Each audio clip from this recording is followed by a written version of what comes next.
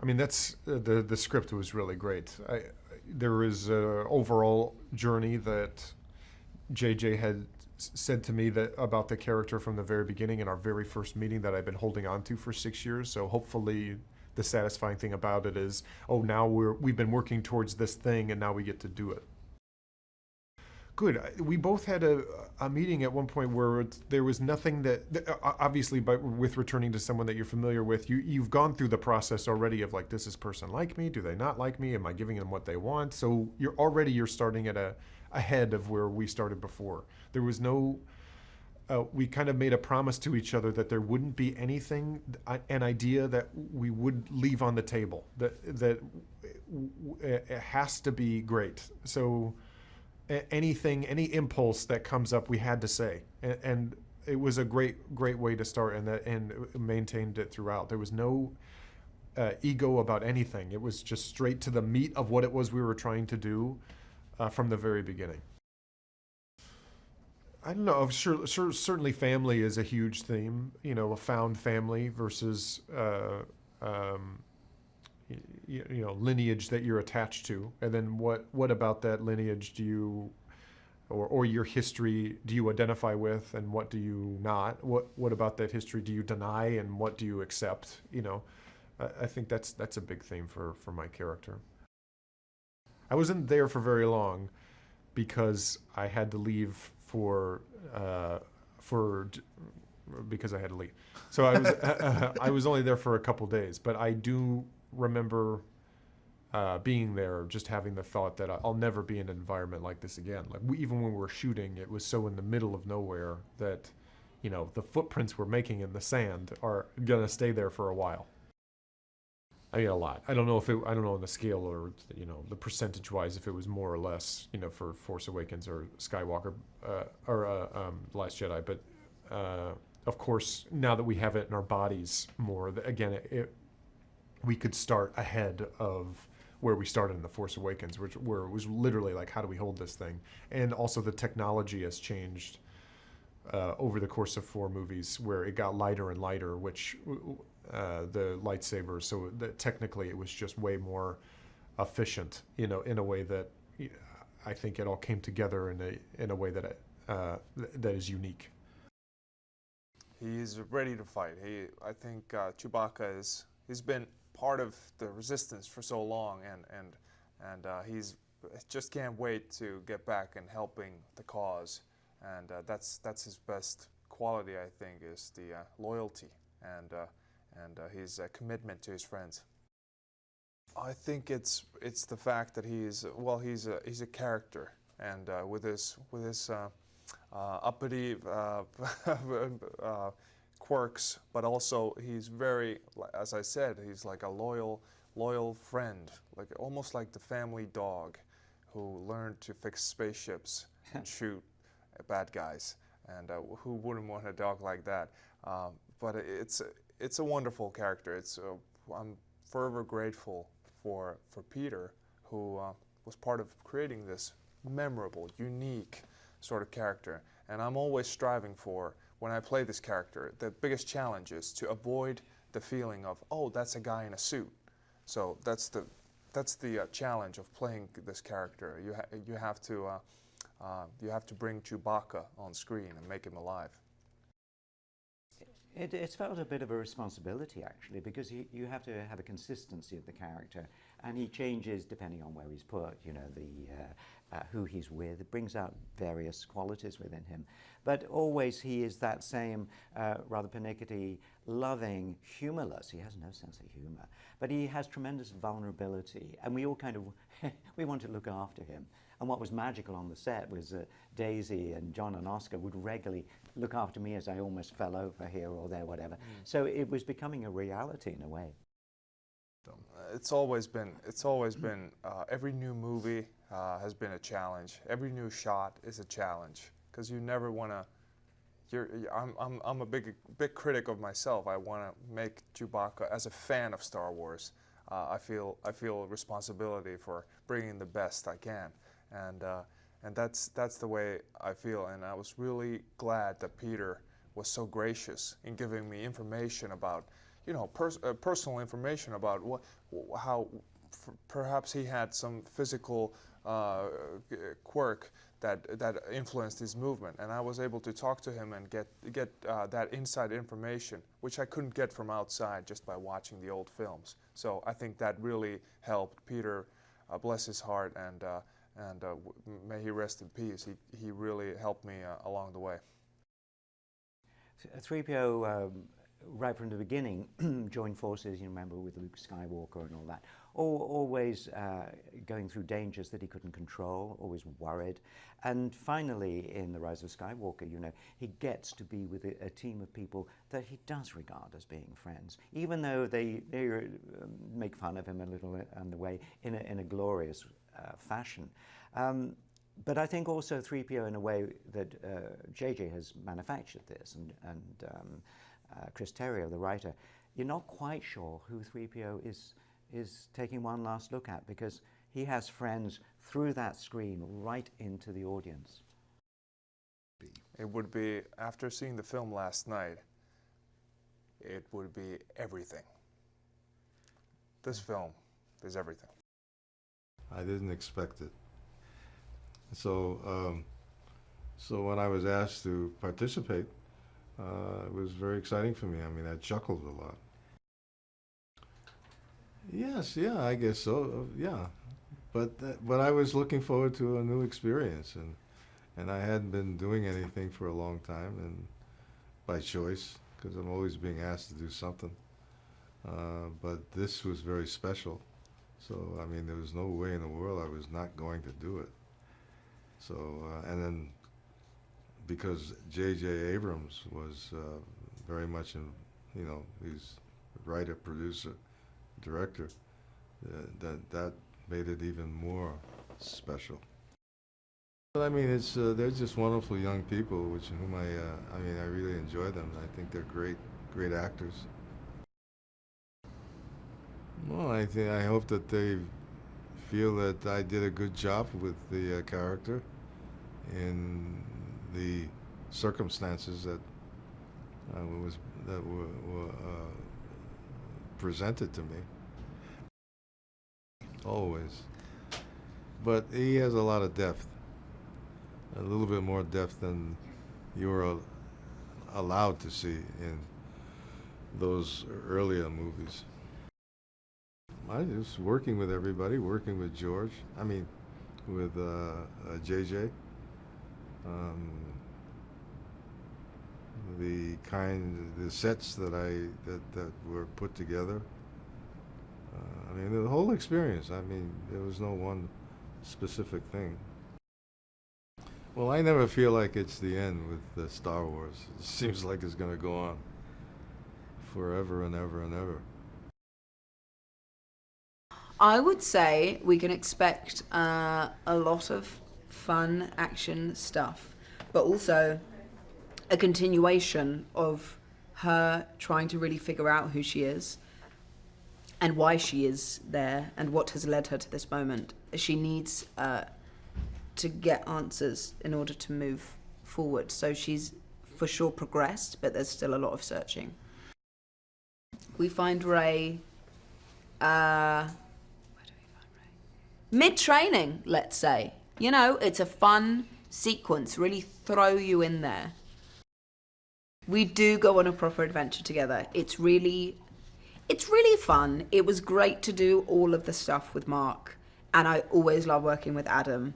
But to be able to be firstly with John, who is the first person I met who's part of the cast and who I love so much, to witness John and Oscar's chemistry is wonderful. It's just wonderful to be around. And then Anthony and Joonas and the BB-8 puppeteers, to be part of that is so joyous that you're like, are we really making a film? Like, this is just us having a great time. So we had a great time, and it's a proper adventure. And yes, we're up against a lot, but there's so much joy and levity, and yeah. Because it was a beautiful vista in Jordan. The most unbelievable place. It used to be the seabed. It was just great. I think you sort of realise that he really wrote the characters first time around for us. It's like people say, what has Ray taught you about you? But he wrote it so much for us that it's not a huge departure. Obviously, a lot of the storyline is a big departure from everyday life, but I'd say we all love each other. There's all a lot of love within that, so it's not hard to push that on screen. And to have JJ, who is so wonderful and so funny and so creative and all of that stuff guiding it, is just really joyful. It feels great. It just feels really good. It's that thing of kids don't really... It's like that thing of, I've heard people go, oh, my little boy loves running like you. I'm like, cool. Because when you're a child, you see one cool person and you're like, that's cool. But also for little girls who are like, oh, that's cool, and she's a girl. And at this time, won't be thinking, oh, she's a girl. But in 10 years, will be like, oh, yeah, I had that character that made me feel like I was represented. Same with John. It's like, little boys right now, I'm sure, are so filled up thinking, oh, I can be a hero because John's a hero in Star Wars. Same with Naomi, same with Kelly. It feels really wonderful to be part of a cinematic spectacle on such a big scale that is so representative. I feel like it's gone by in a flash now that we're here. And I feel like it was a slog, but a great slog. It was, it's been tough, hard work, but I'm so grateful to be part of it and really proud of this film. Watching it, overwhelmed. Being in it, grateful. What was important to me beginning to work on this, and Chris Terrio, who I wrote it with, he and I began our conversations on The Rise of Skywalker, really asking ourselves, knowing everything we inherit, the 8 films that precede this one, what do we need to see? What do we want to see? What is the story that is being told in these, what would be 9 chapters?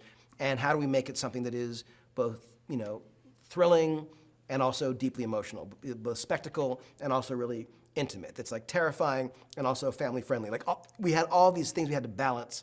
And it was really about just, asking ourselves what delights us and what do we feel this movie should be.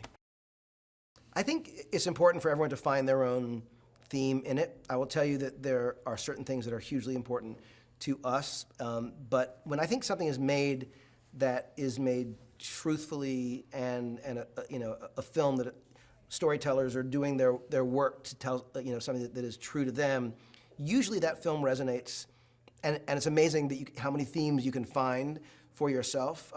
But I will say that one key thing here, and this is true I think in all the Star Wars movies, is that the family that you choose, the people that you are with, are really your true family, and that you are what your choices are. You choose who you are, and I think there's something honest and profound and moving about that. I think that everything that we did on this movie was about trying to embrace and acknowledge what had come before, and then at the same time be cognizant that we were making a movie that needs to work on its own terms. It needs to be a movie that makes you feel, I think a lot of sequels or the continuations of stories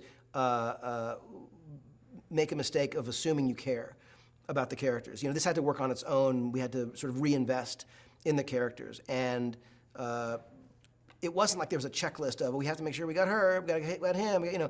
This was about what feels like it's the right story in our bones, and whether or not, that's what works for other people is of course up to them. But it was not about saying, oh, we need to make sure we get this list of characters in the movie. It was who needs to be in the movie, who is determining for us that they're in the movie as opposed to our choosing them. They're the greatest. I will say honestly that this cast is, I can only, how do I express it? I love these people who are in this movie. Like, I love them. To a person. I mean, it was just the greatest thing to go into this kind of project, and Chris Terrio was saying that it's like making a movie like this is a bit like, being in a war. You go to the front every day, and whatever happened the day before, you have to bring your best and your strongest and keep going. And to have these kind of, soldiers alongside you, these actors who are just so elevating the material all the time, so giving, so thoughtful, so wonderful together. Their alchemy is unmatched. And to see the performance that Daisy Ridley gives in this movie, it's something to behold. I mean, the range of emotion that she has to, communicate in the course of this film is, pretty vast and extraordinary, and she just killed it. So I can't say enough about all of them, especially Daisy, who's essentially in, nearly every scene in the film. One of the first things that crossed my mind when Kathy Kennedy called to ask if I'd come back to do this film was getting to work with John Williams again. The opportunity to collaborate with him, I would drop everything at any moment to get to do that. So, he is the best. He's an extraordinary man, not just a superheroic talent. And I cannot say enough. I can't wait for you to hear some of the new themes too. We knew we couldn't tell the story of this movie, wrap up the Skywalker saga, and not have Leia in the film. Not just because she was a Skywalker herself and leads the Resistance, but also because she's the mother of our villain. There was so much that connected to her, and we realized that we had footage from Force Awakens we could repurpose for this movie. So we wrote scenes entirely around her, what we had shot, and we approached them very much like shooting, the other side of a scene with an actor that wasn't available. Meaning, sometimes in this film, Oscar couldn't be there on a certain day, or John couldn't, so we would shoot the other side of that scene. We did that with these scenes with Leia, only the side for Carrie had been shot 4 years earlier. So it was a bit of a puzzle. And had we had Carrie, of course, we would have done other things, additional things. But I think we're very lucky to have had the footage that we had to work with her.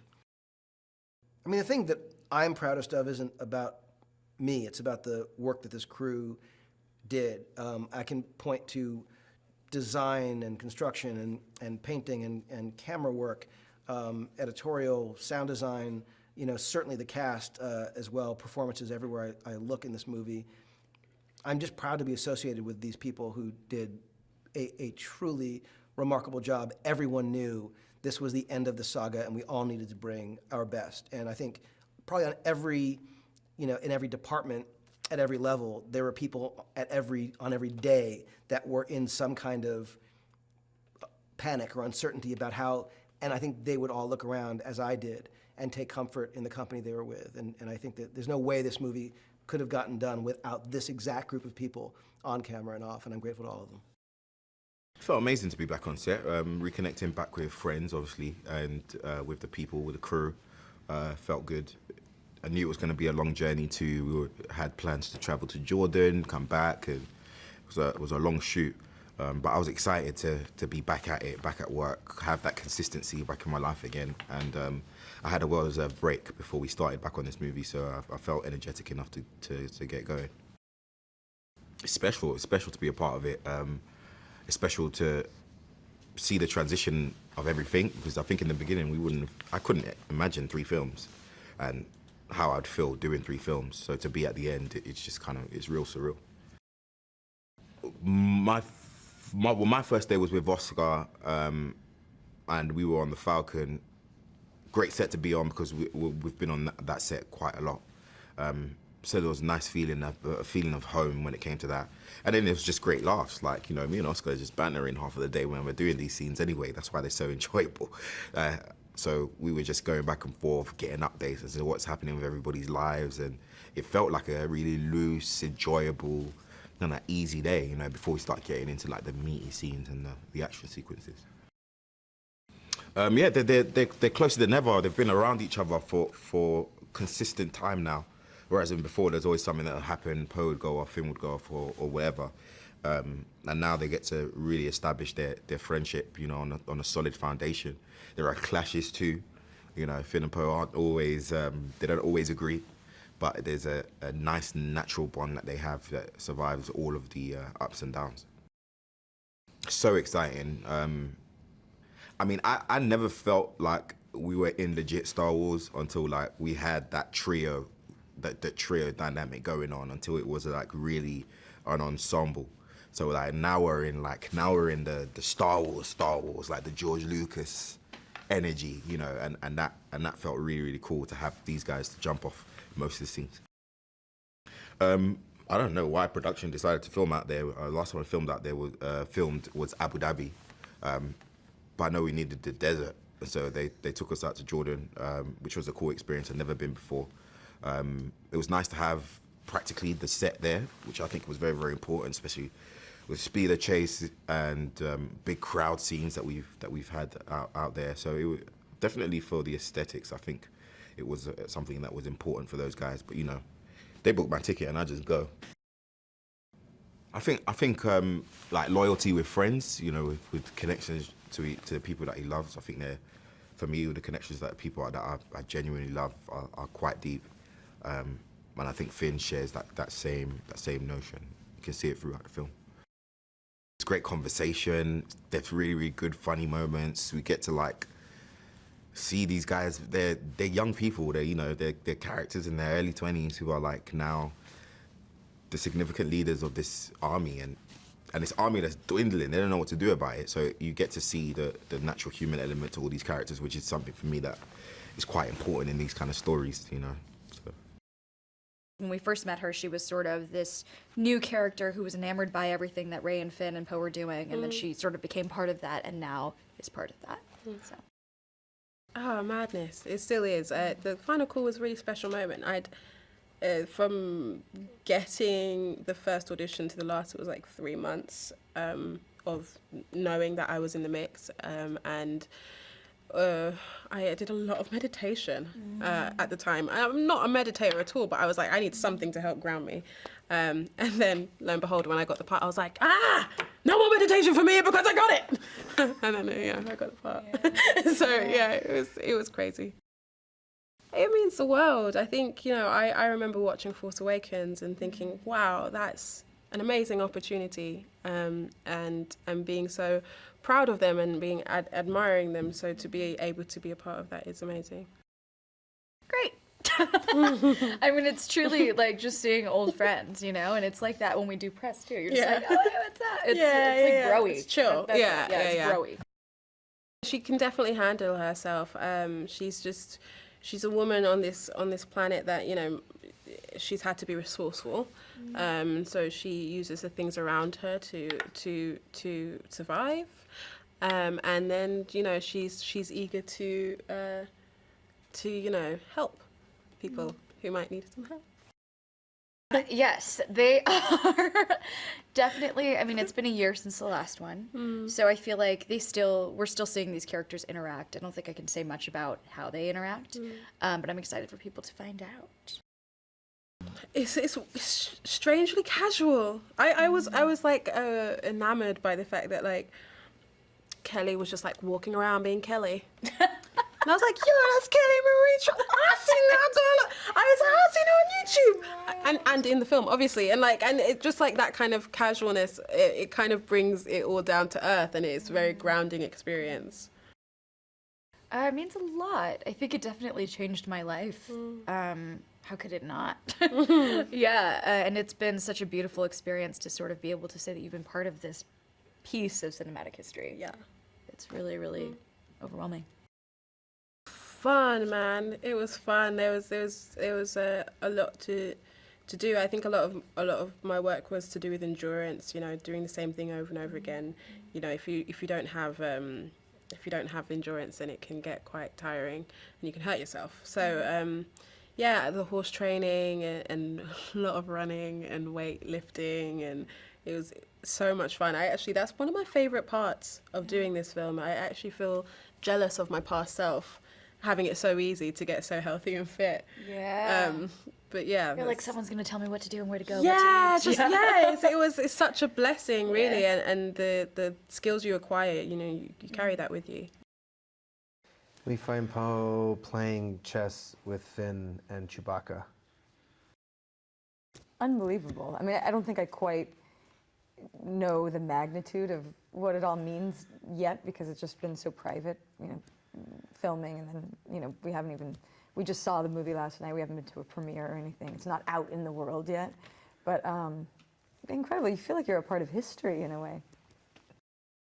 I think one of the things that JJ was excited about, and I got very excited about when we were starting, was that he wanted to dirty up his squeaky clean flyboy image, this kind of heroic pilot that actually he has a bit of a shady past and has maybe had some questionable decisions that he's confronted with when they have to go to this particular planet. And what's fun about that is getting to introduce this incredible character that Keri plays, Zoe Bliss. I stand by it. I think I have the coolest costume. So sexy. There's not a piece of my skin that is showing, which I just feel like is indicative for the place she's living in, where anonymity is freedom, and you don't want people to really know who you are. What was the other part of the question? What would you like best about it? Oh, it's so tough. It's such a, and you feel tough when you wear it. So that this is definitely one of those characters that your costume helps inform the character. The chemistry that the three of us share, I think, just makes those scenes have a lot of ease to them and a lot of just real intimacy because we all trust each other so much. We have genuine love for each other, and so we're willing to play and not be afraid to look stupid, and I think just allow for real intimacy that comes across. What can I tell you about Babu? That Babu is a part of the underworld of Kijimi, kind of doing shady stuff for people in need. And I think he will be a very enjoyed and beloved character by the end of this. I feel very fortunate to have been asked to contribute whatever I could to telling this story. I think the particular story of that character has been really interesting. It brings up important questions, I think, within the idea of resisting itself. What does that mean? And what does it mean to give over to a cause? And what does it mean to be a leader? I think those are all really interesting questions that I grappled with and grappled with JJ and Ryan. And so I think that I was really fortunate to have such a massive canvas to be able to actually play with real questions that we deal with on a day-to-day basis. And again, just the idea of hope, someone that's just so relentlessly, aggressively optimistic. Strangely, working with JJ on Felicity 20-something years ago is the same experience with working with him on this massive Star Wars production, because he's so much the same person. He's always been that person. He's this incredibly capable, funny. It always seems like he's enjoying and alive with what he does, and that's just who he is, and I think probably a secret to his success. She was sassy, sexy, incredibly independent. Despite her donut hairdo, I'd never seen a movie quite like her, character quite like that, and she was almost like a throwback to those sassy women in the 30s and 40s movies. And I like that she just took no truck from anybody. And I then subsequently, while I was doing LA Story here with Steve Martin in 1990, I met Carrie at a lunch party, and we became instant friends. So it's a very sweet, bittersweet experience to be in her final movie, even though she shot it, some years ago. Levitating.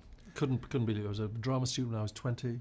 Saw the first one in 1977. If you said to me 42 years later I would be in the final one, I would have said you are insane. So it's a huge thrill. Very upright, very arrogant, totally humorless, never smiles once, and will literally kill anybody and everything to get to the top dog spot.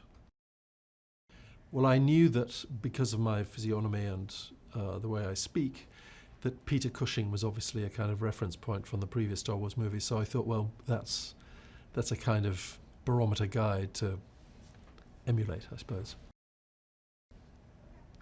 I got to go and watch Anthony Daniels shoot some 3PO sequence because I didn't have any scenes with him. So that was literally felt like kind of Wizard of Oz opening the door from black and white, going to Technicolor, seeing him there, and of course he's playing a Tin Man as well. So it was a kind of pinch yourself moment. And I asked J.J. Abrams every day that I worked to pinch me on the shoulder at the beginning of the day, because it was so surreal, having grown up with these movies, to actually be on this spaceship with stormtroopers stomping up and down. It's utterly surreal.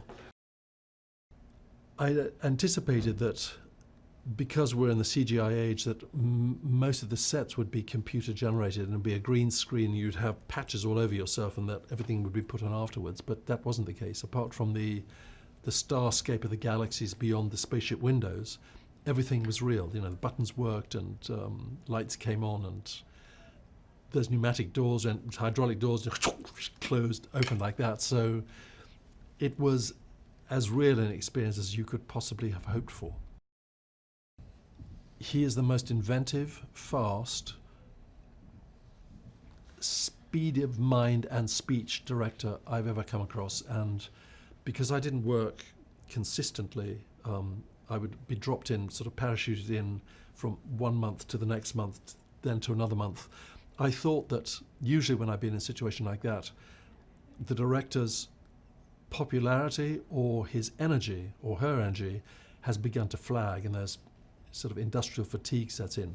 Not with JJ. He was as battery charged as he was on the first day that I shot, which was the first day of shooting, as he was on the last day that the film when the film wrapped.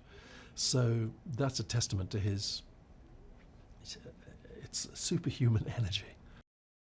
He knows every single person's name on the crew too. Even if somebody's playing, you know, maybe got one line of dialogue, he knows every crew member's name, and that's not usual. That's and they don't have name tags. He knows everybody, and he treats everybody with the same democratic respect as you'd hope somebody might do in his position.